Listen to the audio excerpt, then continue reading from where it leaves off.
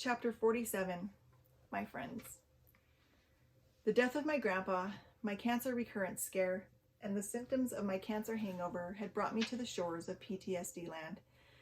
Now, as I learned of the struggles that my friends were going through, my brain decided that it would like to take an extended vacation there. One of my friends who was not doing well was Brian, a member of my FD, First Descents family. Thanks to Facebook, email, and text messaging, our family could stay true to our promise of keeping in touch.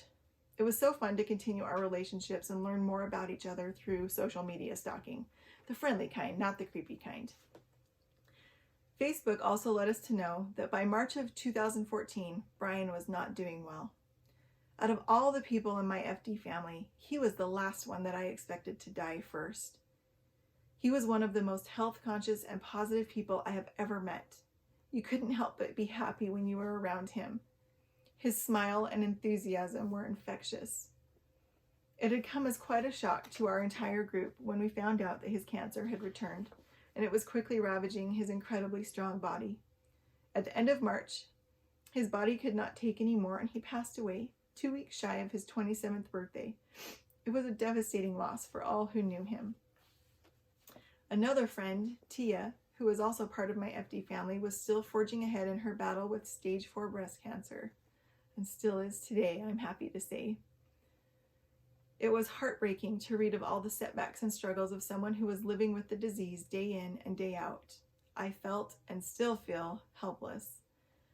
My moments of glory and triumph over cancer were stained with sadness as I thought of her and so many others like her who continue to live and fight with breast cancer. It was also around that time that I was trying to help another friend, Carol, as she became a member of the Cancer Club. Carol and I had a unique bond, although we had never really spent a lot of time together. I met her when I was PTA president. She was one of the volunteers who saved my bacon on more than one occasion.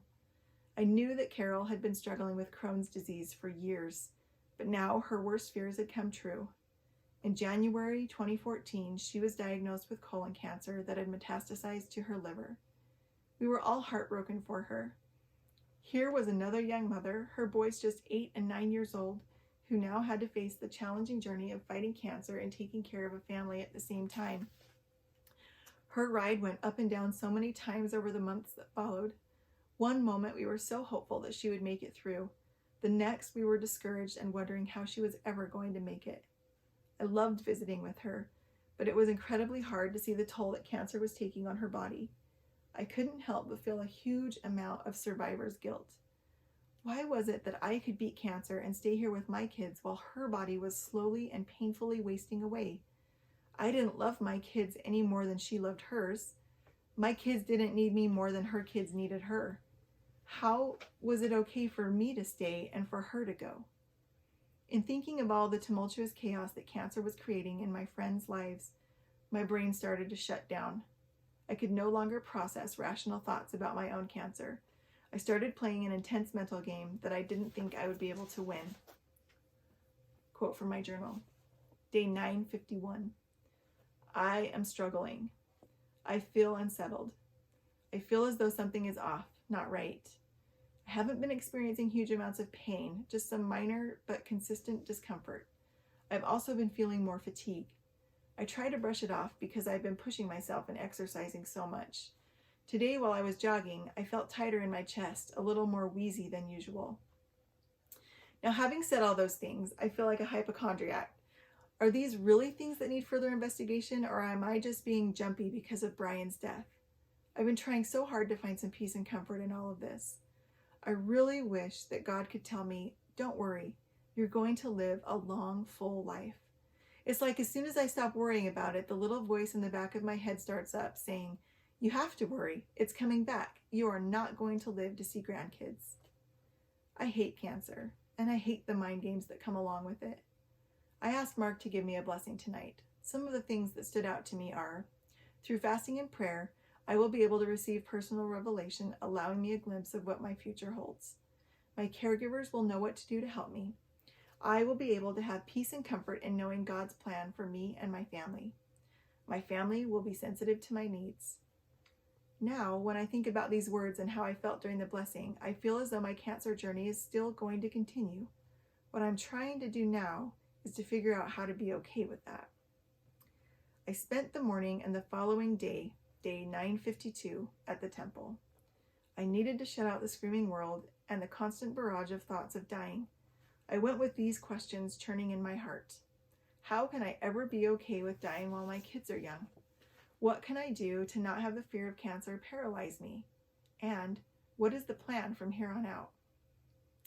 That day in the temple, I received different answers to those questions than I was expecting. I felt surrounded by loved ones who have passed on, and I knew that no matter what the future held for me, I would be able to thrive in any circumstance. I was and continue to be in the hands of a loving Father in heaven who knows exactly what he is doing. I had and continue to have no need to be afraid. Quote from my journal. Day 954.